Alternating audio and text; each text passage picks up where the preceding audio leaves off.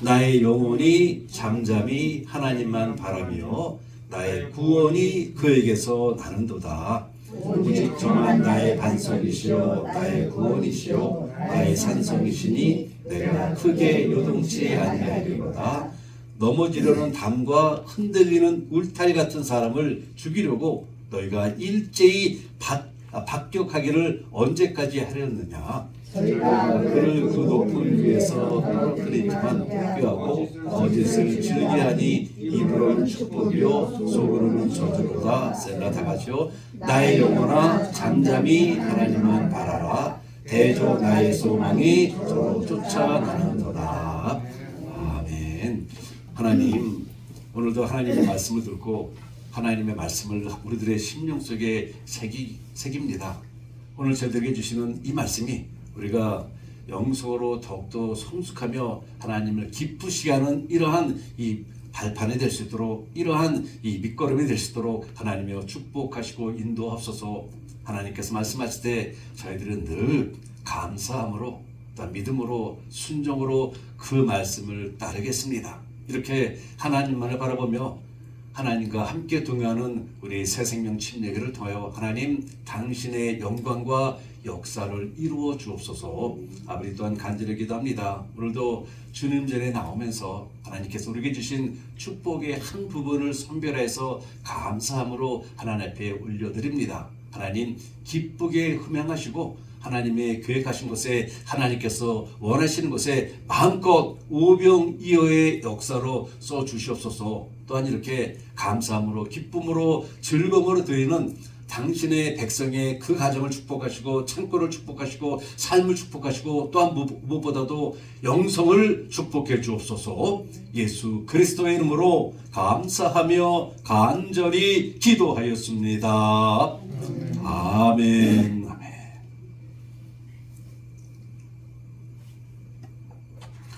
오늘은 저희가 침묵 훈련이라는 제목으로 말씀을 나누는데요. 이 침묵이라는 것은 행동으로 실천하는 고독입니다. 이 아르세니우스라는 이 분이 있었습니다. 로마 제국의 귀족 출신으로 태어나서 학식과 수사학에 아주 능통한 사람이에요. 그래서 로마 황제였던 테오도시우스의 아들들을 가르치는 교사로 임명되기도 하였습니다. 이렇게 고위 교육을 받고 태어난 귀족이었으나 모든 재산을 다 버리고요. 이집트에 있는 스케티스 사막으로 들어가서 평생을 영적 성숙을 위해서 철저한 침묵과 기도로 금욕적인 삶을 살았어요. 그래서 이 캐톨릭과 정교에서는요, 성인으로 존경받는 그러한 인물입니다. 그가 사막으로 들어가서 침묵의 성자가 된 계기가 있어요. 어느 날 하나님 앞에 간절히 기도합니다. 주여 저에게 구원의 길을 열어주옵소서 라며 간절히 기도해요. 그리고는 이러한 기도의 응답을 받습니다. 침묵하라.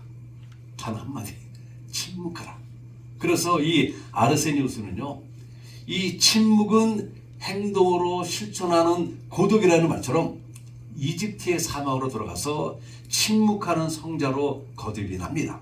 그리고는 많은 사람들에게 말과 침묵에 관한 귀한 영성을 제공합니다. 그는 이런 말을 했어요. 침묵은 고독을 실현하는 길이다. 그리고 침묵은 하나님께로 이르는 가장 확실한 길이다. 나는 말하고 나서 회개한 적은 많아도 침묵한 것을 회개한 적은 없다. 말하고 나서 회개한 적은 많아도 침묵하고 나서 회개한 적은 없다. 참 의미 있는 말을 남겼어요. 이 침묵은 성숙한 영적인 삶을 살고자 하는 우리에게 없어서는 그래서 안 될 훈련이라는 것입니다. 야고보는요, 야고보서 3장 3절과 6절에서 이렇게 말합니다. 혀를 불에 새겨라 하면서 침묵이란 말의 입에 재갈을 물리는 것과 같다라고 표현을 했어요. 지난 수십 년간 우리는요, 지금도 마찬가지이지만은 말의 홍수에 파묻혀 살고 있습니다. 서건대는 말로 시작을 하면서 화가 나서 절규하는 말, 자기 주장만 내뱉는 말, 자기를 자랑하는 말, 변명하는 말, 헛소문의 말, 남을 흉보는 말, 스쳐가는 말 등등 말의 홍수 속에서 우리는 지금도 살고 있어요. 그런데 이렇게 많은 말이요, 늘 우리 주변을 흩어놓지만은 그러나 소통은 상실되지 않았습니까? 말은 정말 홍수처럼 쓰나미처럼 밀려오지만은 진정한 소통은 찾아보기가 힘들어요. 간단한 예로 저도 지금 이 강대상에서요, 말을 통하여 하나님의 말씀을 전하고 있지만은요, 저의 입술을 통하여 외쳐지는 이 말이 과연 얼마만큼이나 여러분의 이해를 얻고 여러분의 마음을 얻는 소통이 되는 말일까요? 제가 전하는 이것이 소통이 아니라 하늘 높이 떠가는 뜬구름은 아닐까 라는 이런 생각도 가끔 들고는 합니다. 이 세상에 말은 난무하지만 상대방의 이해를 얻고 또한 공감을 얻는 소통되는 참된 말은 쉽지가 않아요. 많이 없습니다. 제가 여러분 앞에서요, 입만 열면 내 자랑, 죄송하지만 내가 어디 누구누구 회장이라며 내 지위만을 자랑한다면은 과연 여러분은 제 말에 귀를 기울이시겠습니까? 물론 제 앞에서는 그렇게 하실 수 있습니다. 그런 척 하실 수 있어요. 그러나 집에 가시면 소금물로 아마 귀를 닦으실 것 같아요. 저 같으면 그렇습니다. 저 같으면 그래요. 세상을 얻으려고 말을 하지만 정작 세상은요, 나의 말에 귀를 기울이지 않습니다. 그래서 이 침묵의 성자라 불리우는 아르세니우스는 말하기를요, 세상을 얻고 품기 위해서 오히려 침묵하라라고 말하는 것입니다. 어린아이가 태어나서 말을 하기까지 얼마나 걸릴까요? 물론 사람에 따라 다르겠지만요, 보편적으로 자기의 의사를 전달하는 말을 하기까지 약 2년이 걸린다고 합니다. 이 사람들은 그래서 말하는 법을 배우기 위해서 열심히 해요. 또한 옆에서 적극적으로 돕기도 합니다. 그래서 태어나서 2년이 되게 되면 대체적으로 말을 제법 잘한다고 해요. 그러나 침묵하는 법을 배우는 일에는 전혀 관심이 없습니다. 그리고 곁에서 침묵에 대해서 가르쳐주는 사람 없습니다. 저에게도 18개월 된 손자가 있는데 우리 아들놈하고 며느리놈은 걔한테 말을 가르치려고 입만 열면 얘기합니다. 침묵하는 거 가르치질 않아요. 그래서 대부분의 사람들이요, 침묵을 모른 채 살아가고 일부 사람들만, 중년을 넘어 우리같이 영성으로 성숙해지는 우리들만 노년에 이르러서야 침묵을 알고 침묵을 실천하며 살아가게 됩니다. 침묵의 바른 뜻을 이해하게 됩니다. 그래서 그런지 노인과 바다의 저자인 해밍웨이는요, 이런 말을 남겼습니다. 사람이 말하는 것을 배우는 데는 2년이 걸리지만은 침묵을 배우는 데는 50년이 걸린다. 이런 말을 남겼어요. 오늘 본문 1절에 보니 다윗은 이렇게 노래합니다.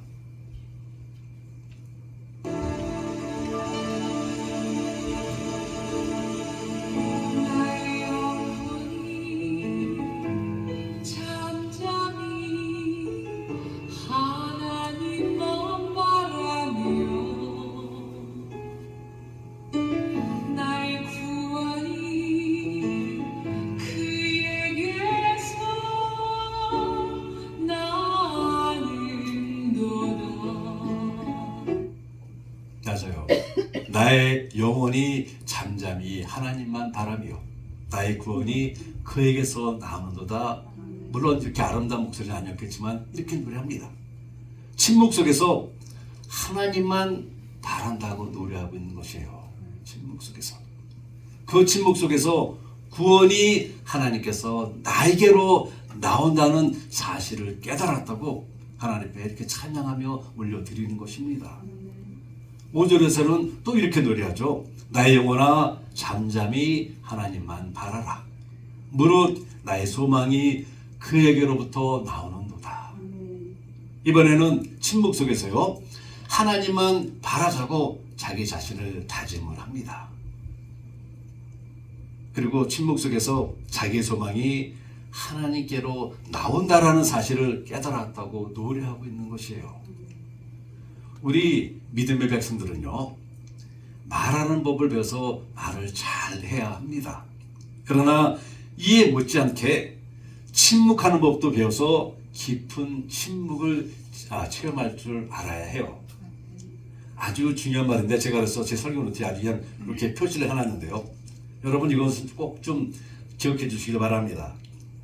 신앙의 열정은요, 신앙의 열정은 말로 나타나지만 신앙의 깊이는 침묵으로 드러나기 때문이에요. 신앙의 열정은 말로 나타나지만 신앙의 깊이는 침묵으로 드러납니다. 다시 말해서요, 신앙의 성숙함을 구한다면 침묵할 줄 알아야 한다는 것이죠. 성경을 보게 되면 우리 신앙의 모델이 되는 주님은요, 침묵하는 습관을 가지셨습니다. 꼭 필요할 때 필요한 말을 하시고는 주로 침묵하셨어요. 특히요, 오해를 받거나 억울한 일을 당해서 변명할 때에도 침묵하셨습니다. 남들이 칭찬하고 높여서 자랑할 수 있을 때에도 어떻게 하셨습니까? 예수님은 침묵하셨어요. 힘들고 어려운 고난이 다가올 때 더욱더 예수님은 침묵하셨습니다. 예수님께서는 이렇게 침묵을 통해 메시아의 길을 굳건히 하시며 그 길을 걸어가신 것이죠. 그래서 비굴할 수 있을 때 비굴하지 않으실 수 있었고요, 교만할 수 있을 때 결코 교만하지 않으셨습니다. 고난, 그 험난한 고난이 다가와도 그 모든 것을 극복하셨어요. 우리는 어떻습니까? 우리는 나도 모르는 사이에 말을 많이 하는 습관에 젖어 있지는 않습니까? 쓸데없는 말을 늘어놓는 그 습관에 혹시 젖어 있지는 않는지요? 말할 때와 하지 말 때를 분별하지 못한 채 그저 말을 남발하고 있지는 않는지요?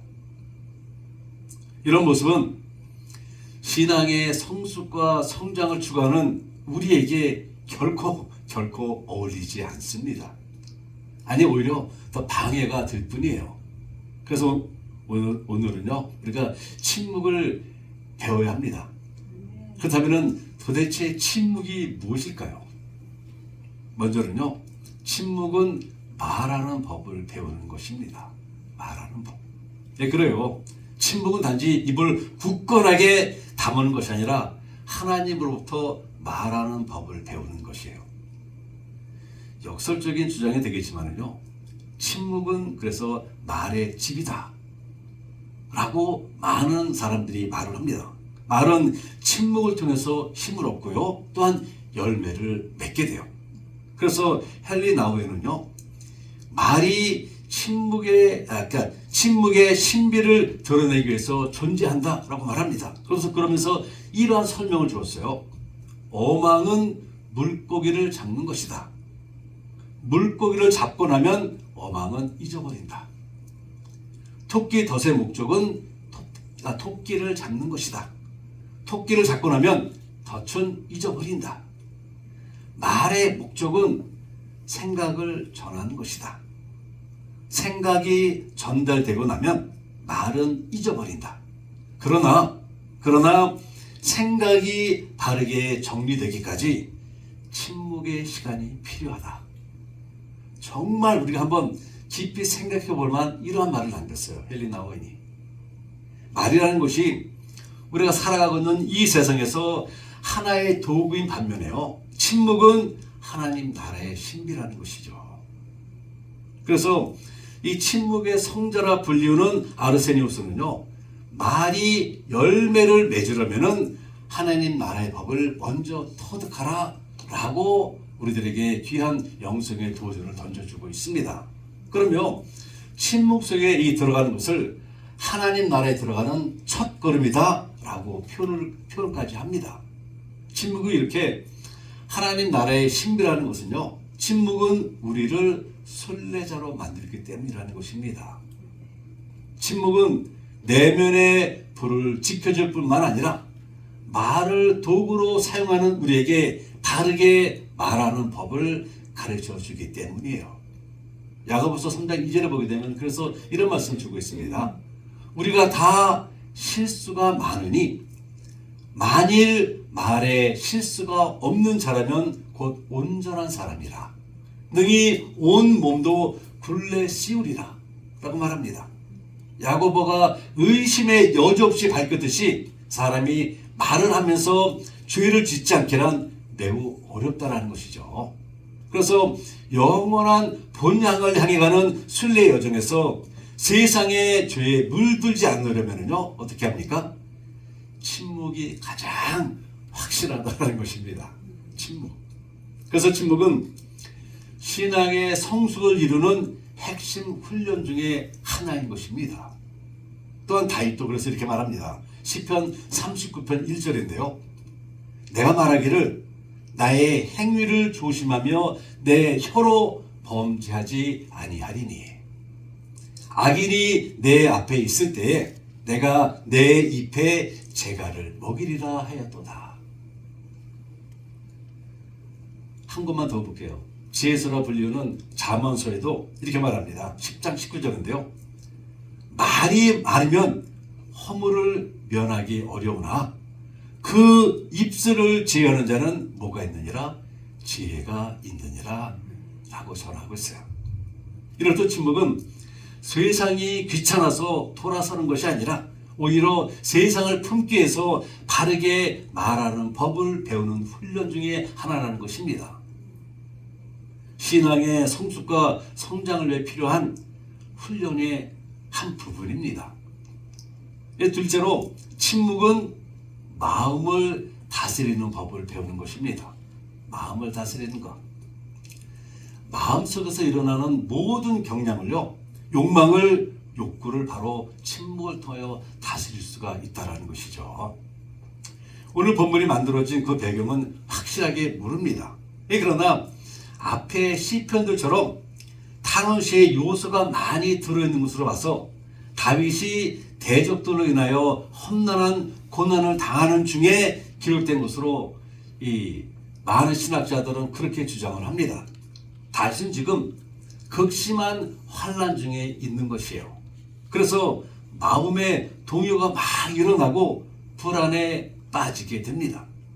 그러나 다윗은 하나님께 자신의 마음에 일어나는 모든 것을 침묵으로 맡깁니다. 하나님께 맡겨요. 하나님을 적극적으로 신뢰함으로써 그분의 은혜를 체험하게 되고요, 하나님께 주시는 마음의 평강을 얻은 것입니다. 저는 파네라 브레드의 커피를 아주 좋아합니다. 그리고 거기서 파는 이 에브리띵 베이글, 저 아주 상당히 좋아해서 자주 가는데요. 가보게 되면은요, 이 파네라 브레드가 늘 왁자지껄합니다. 하다못해 저처럼 혼자 와서 앉아있는 사람도 왁자지껄해요. 스마트폰을 보느라 왁자지껄하고 컴퓨터를 켜놓고 어떠한 일을 하느라 왁자지껄합니다. 저도 역시 그 중에 하나였고요. 공교롭게도 제가 이 말씀의 원고를 정리한 것이 바로 이 파네라 브레드입니다. 가서 커피 한 잔 마시면서 저 혼자만의 시간을 갖고자 했는데 결국 저도 거기서 이것을 막 두드리면서 왁자지껄한 삶을 살 수밖에 없었어요. 지금까지 파네라 브레드라는 곳에 가보면서 침묵한 사람을 한 사람도 본 적이 없습니다. 늘 번잡한 뉴욕시 한복판에 침묵의 식당이라는 곳이 있다고 합니다. 저도 아직 가보지 못했지만요.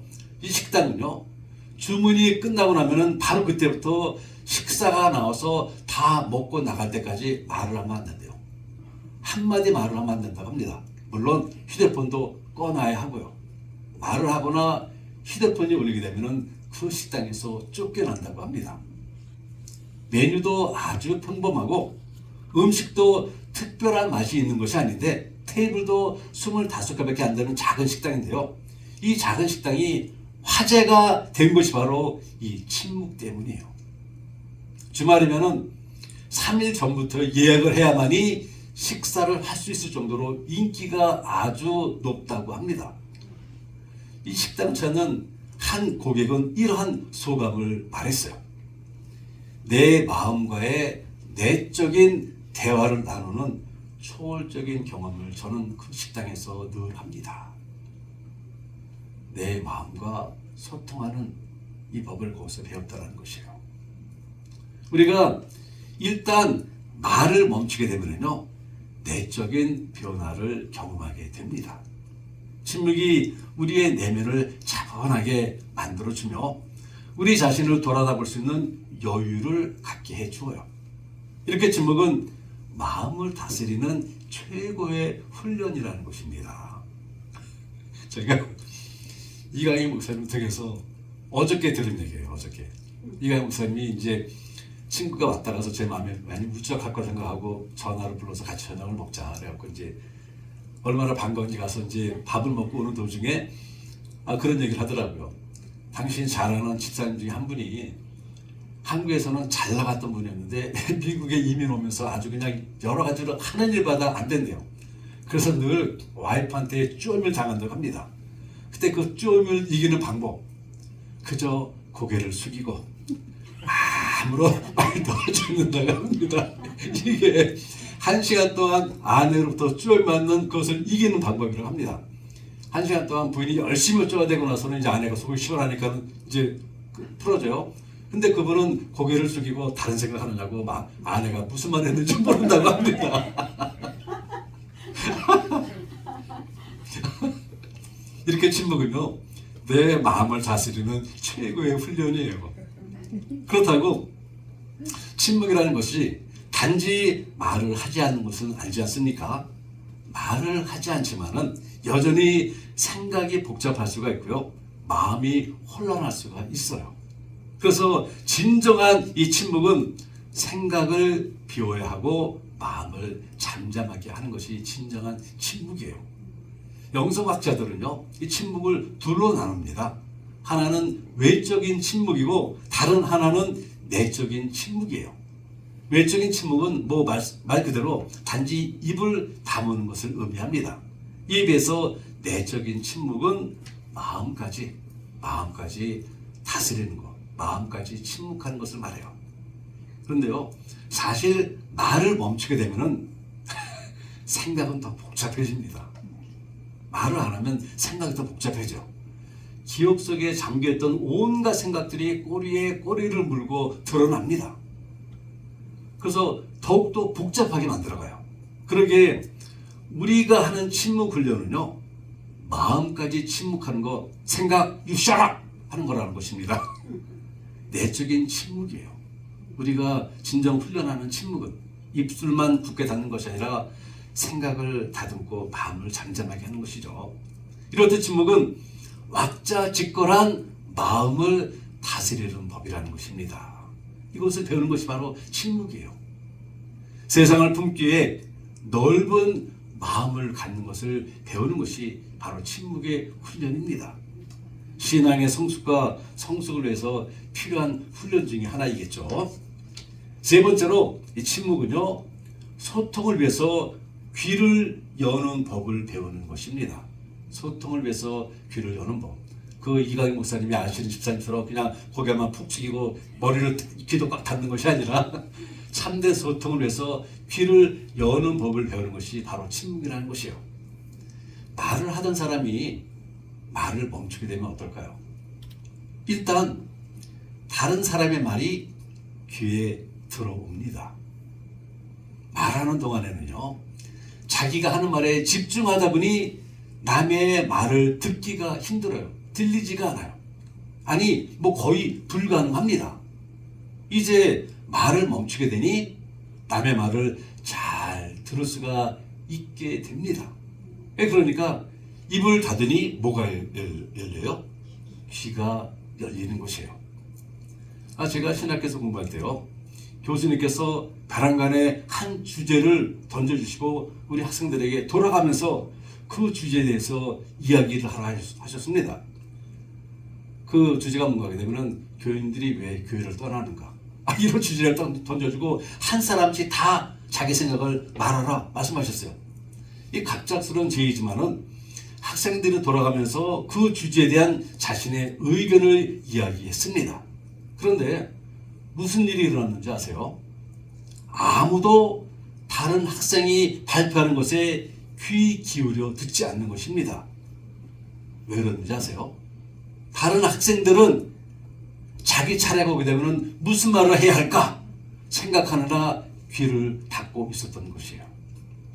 더군다나요, 저는 영어로 해야 하니 저는 어떻겠습니까? 어떻게 해야 할지를 고민하느라, 아이디어는 있지만 이것을 어떻게 영어로 표현해야 멋있게 잘 표현할까, 이거 고민하느라 다른 학생들이 어떤 얘기를 했는지 전혀 기억에도 없습니다. 전혀 기억에도 없어요. 이런 주제 발표를 끝내고 교수님께서 하신 말씀이 지금도 그 말씀을 기억에 들었대요. 그분은 말씀하시기를, 여러분들은 신학교를 졸업하고 목회자로 나가서 목회 현장에서 뛸 것입니다.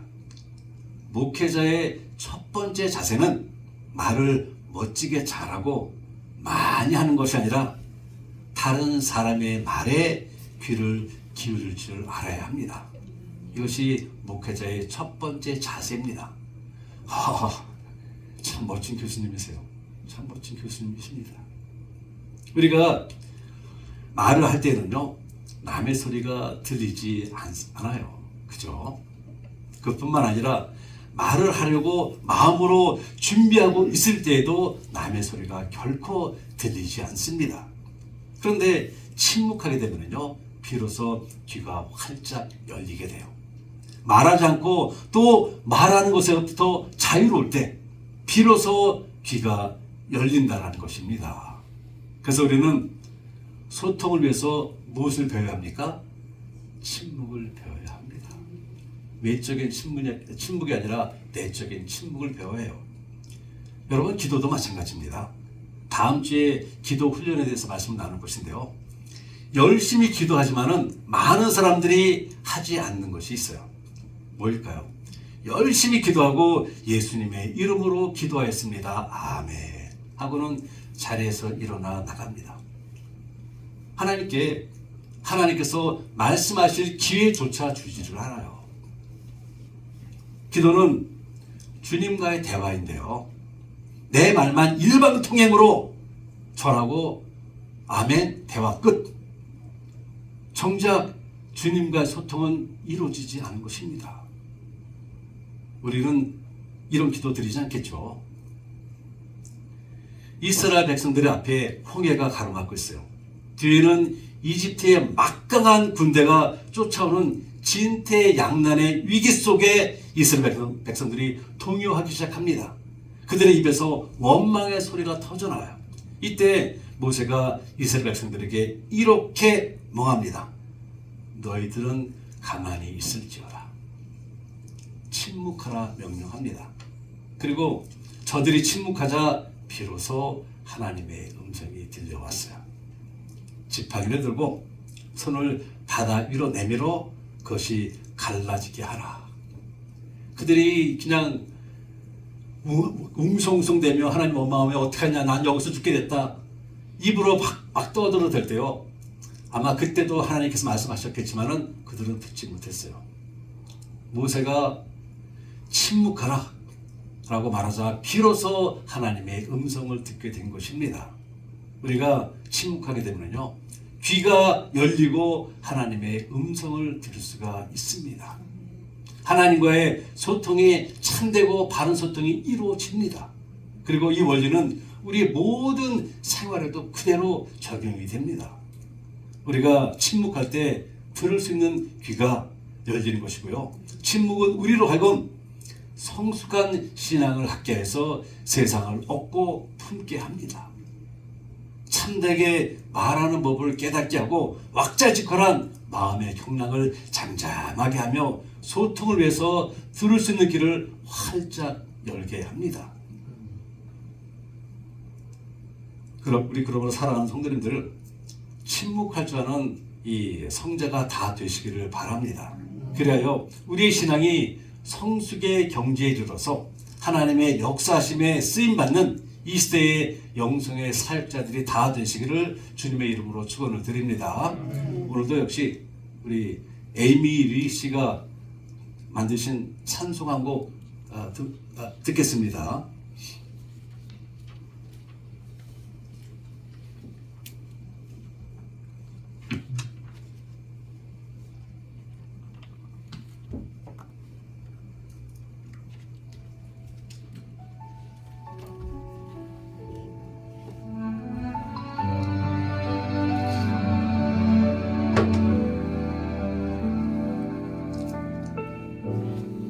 주 앞에 잠잠히 서서 내 마음을 내려놓네. 기도 오르기 전부터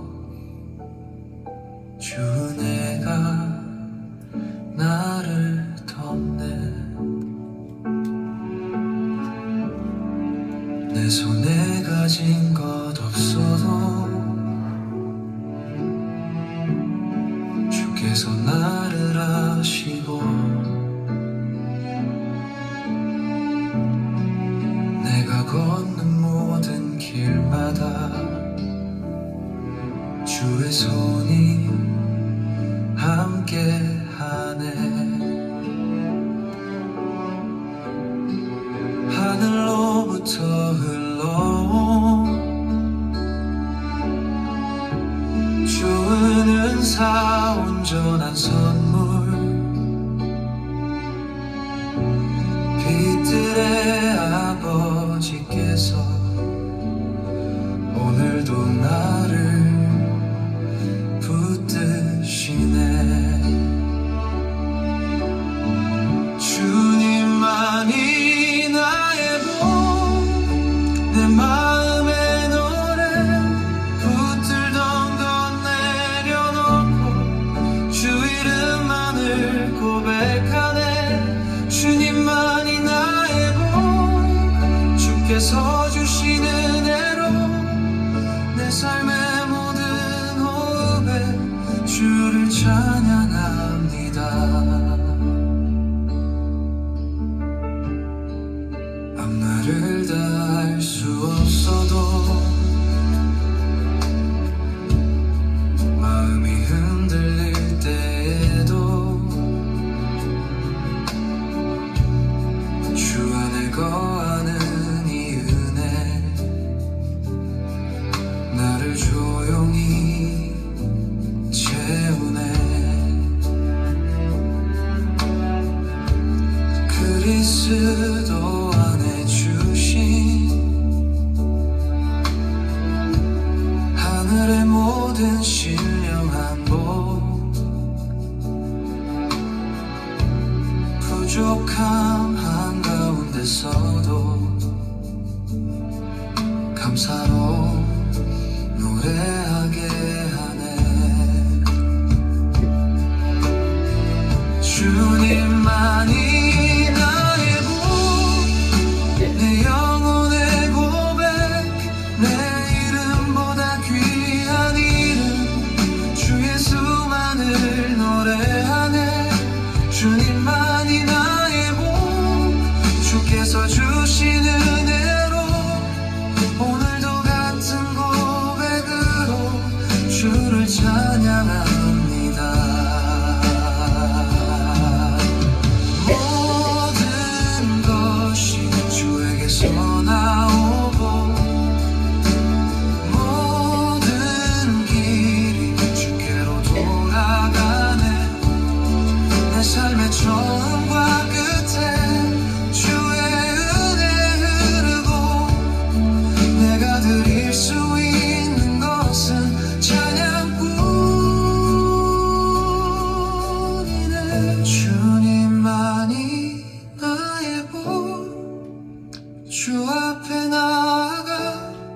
조용히 주 이름을 부르며 마음을 드리네.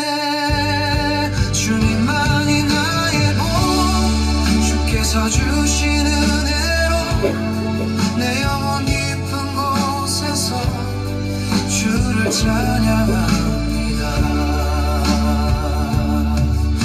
내 영혼아 여호와를 송축하라.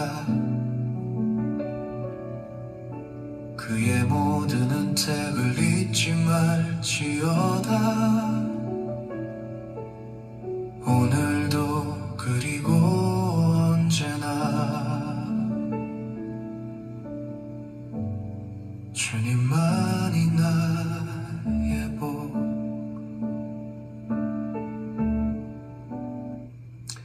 하나님, 네, 그렇습니다. 주님만이 우리들의 삶의 모든 것이 되시고 주님만이 내 갈 길의 길잡이가 되십니다. 이러한 주님과의 아름다운 소통을 위하여 또한 주님의 마음을 우리들의 심령 속에 품기 위해서 저희들에게 필요한 것은 하나님의 말씀을 듣는 그러한 침묵입니다.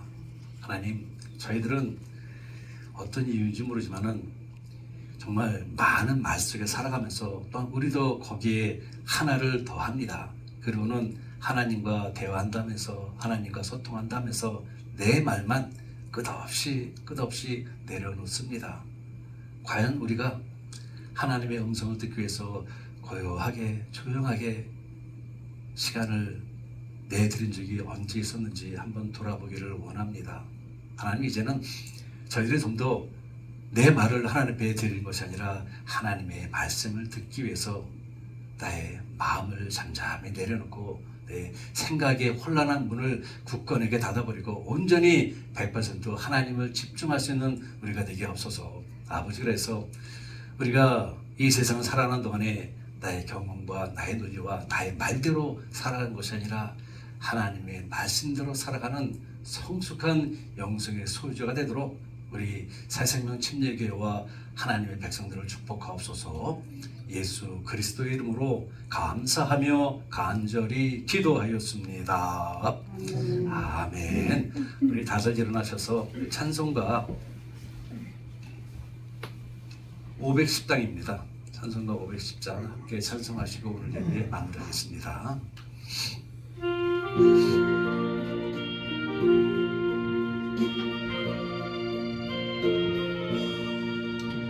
겟세마네 동산에 주를 생각할 때에 근심이나 걱정을 사양할 수 있을까? 나를 항상 버리고 주를 따라가겠네.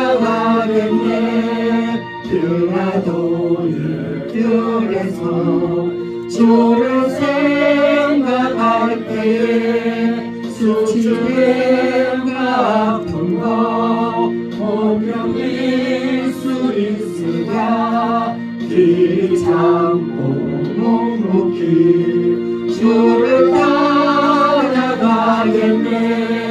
갈보리산 올라가 주를 생각할 때에 나의 받는 괴로움을 비교할 수 없으니 십자가를 짐으로 주를 따라가겠네.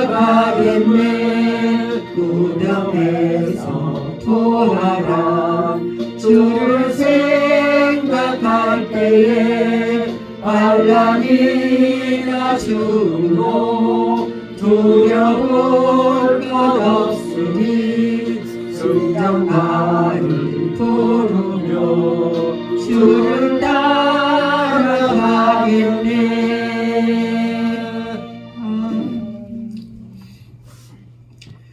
지금은 우리 주 예수 그리스도의 은혜와 하나님 아버지의 지극하신 사랑하심과 성령님의 감동 교통하심이 오늘 주신 말씀을 따라 신앙의 성숙과 성장을 위해 침묵할 줄 아는 성자가 되기로 다짐하며 돌아가는 모든 성도님들의 머리와 가정과 그리고 섬기는 우리 새생명 침례교회 위에 지금으로부터 영원토록 함께 하시기를 축원하옵나이다. 아멘.